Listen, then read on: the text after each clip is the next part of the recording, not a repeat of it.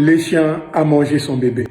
L'histoire, c'est qu'elle avait laissé comme d'habitude son bébé avec son chien qui était tellement loyal envers elle. Et elle était sortie pour faire rapidement quelques courses. Chaque jour qu'elle faisait ainsi, elle revenait pour trouver son bébé profondément endormi avec les chiens.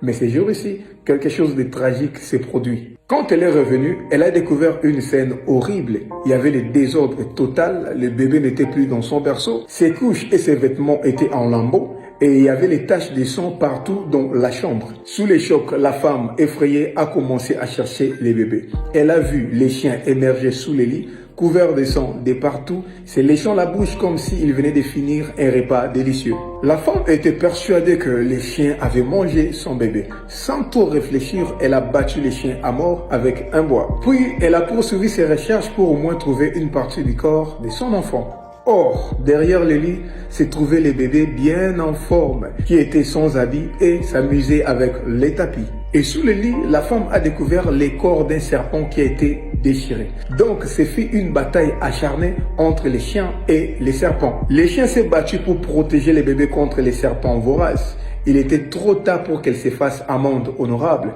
parce que dans son impatience et sa colère, elle a tué les chiens fidèles. Malheureusement, c'est comme ça aussi dans la vie. Sans trop réfléchir, on a détruit ceux-là qui nous ont aimés par nos paroles et nos actes. Sans trop réfléchir, on a jugé les autres et répandu même des mensonges à leur sujet. Sans trop réfléchir, on a condamné les autres. On s'est séparé des bonnes personnes sans comprendre leurs actions. Soyez toujours patient.